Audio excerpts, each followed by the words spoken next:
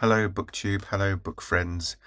Welcome back to my channel and my weekly reading catch up for the week ending May the 3rd, 2025. It's been a really good reading week. I'm just kind of looking down at my notes and the kind of books I've got here to show you in terms of what I've been reading, and it's been a really good week. I don't know why. I don't know what's different this week than other weeks, why things have progressed so well, but there you go. So let's talk about books that I've finished this week and then sort of what I'm currently reading. So I'm feeling a little bit sad about this because I finished Craig Thomas's Slipping into Shadow, which I suppose is quite aptly titled, given that this is the final book in the Aubrey and Hyde series. It's There are a couple of kind of standalones that feature Aubrey, but don't think there are any that feature Hyde. So it's the final one. It's interesting the way this series developed. It was very much started as as a kind of Cold War, Russia versus the UK and MI6 in particular, and then developed as the sort of in real events happened, like the Berlin Wall coming down, for example. It shifted, and this was very much an example of that. This was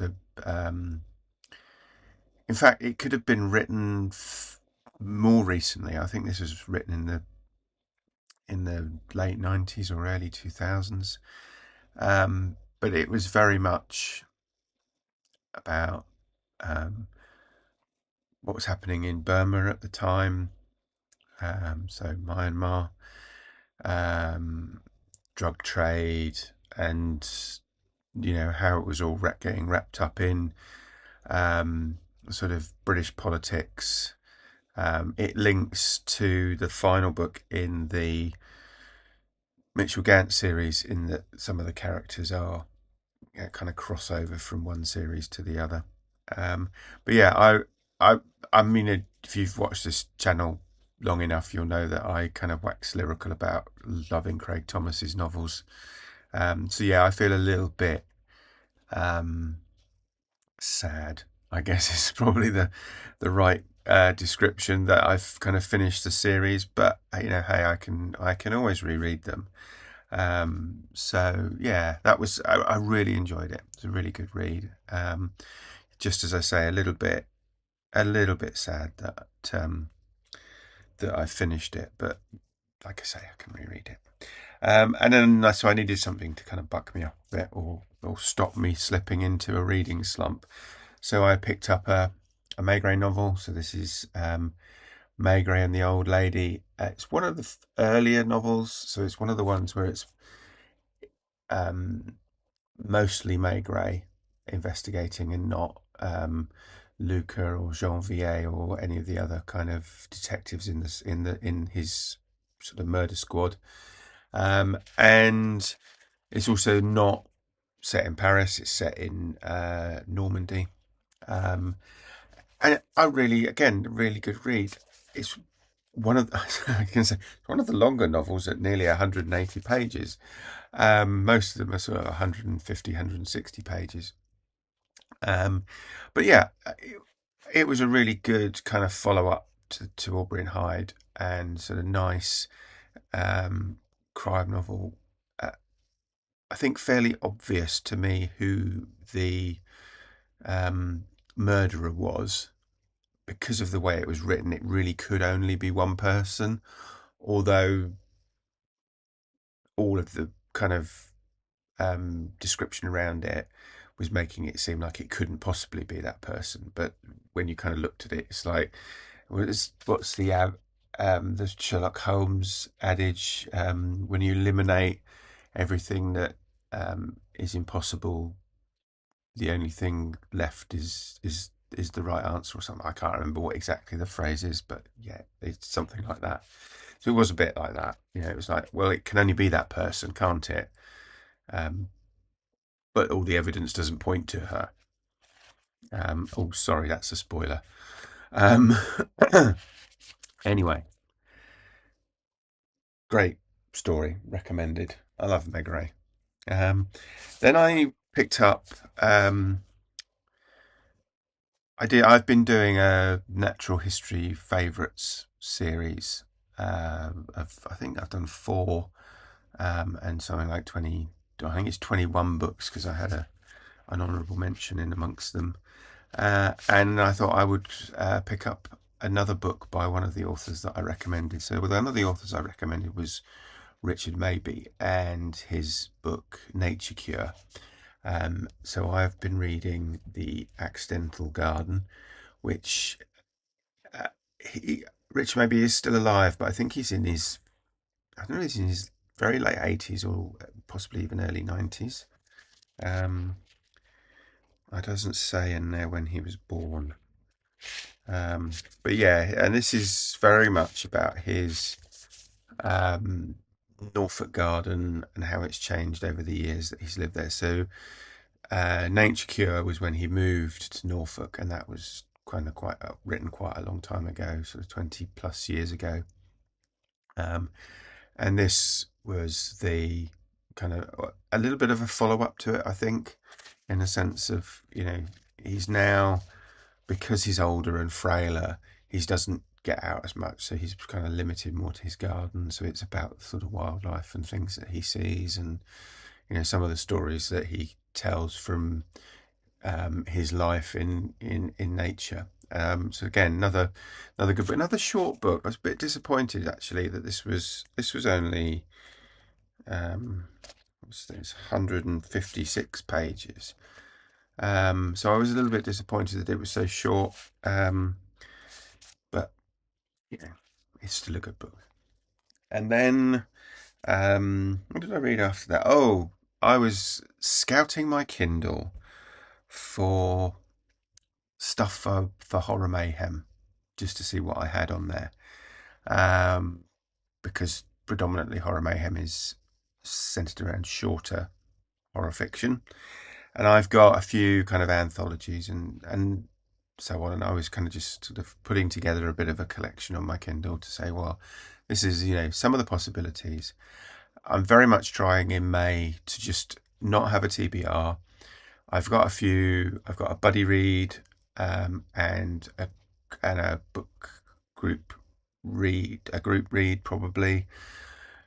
So I was just kind of thinking, well, what can I do for Horror Mayhem? Just give me some possibilities, not a TBR. And I found one, and I started to read it, and I finished it, and it was Terror Tales of Cornwall. So this is a short story collection about. So it's set in. All the stories are set in and around the county of Cornwall in the UK. And there's some really good stories in there. There's some that are a bit, not very strong, but most of them are really good. Some of them are kind of sort of more subtle kind of ghost stories. Some are very much about,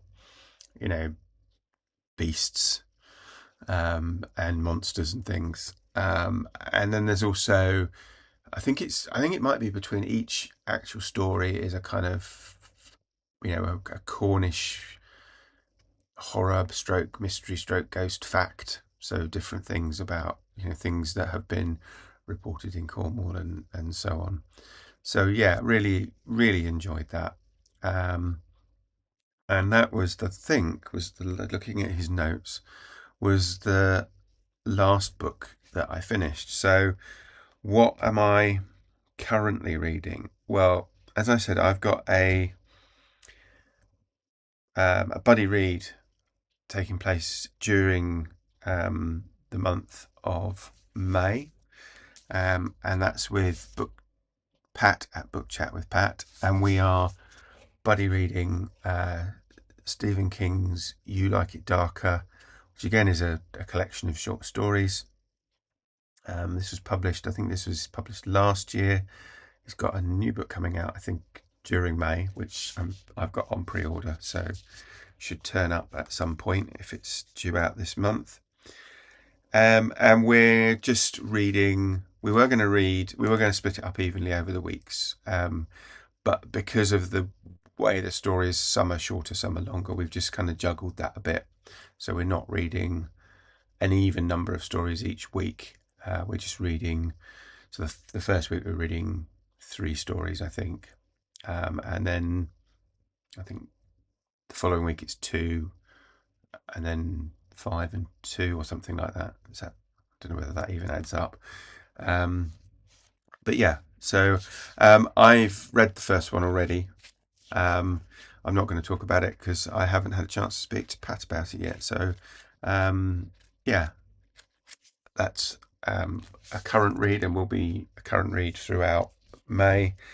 And then I'm also reading The Red Coffin by Sam Eastland, which is the second in the Inspector Pekala series.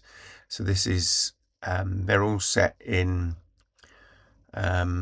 Soviet Stalinist Russia, where Inspector Pekala is I suppose you call him a special investigator. So he doesn't sort of fit within the existing police or military. He kind of sits outside of it, reports directly to Stalin, and this is set just before the start of the Second World War, and it is very much about a kind of mystery weapon. I won't say what the mystery weapon is because that would give a bit of the story away. As the second one in the series, second one that I will have read. Quite enjoying it so far. Hasn't really got going yet. We've only just had the sort of first crime, so to speak. But yeah, enjoying it. So that is kind of what I'm reading.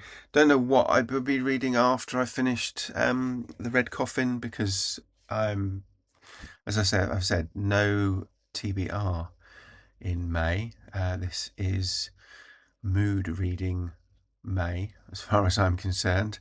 One other book that probably will be determined by our book club choice, but that hasn't happened yet. We haven't decided what that's going to be, but otherwise that's it, I think. So yeah, I've had a really good week this week. I'm really pleased.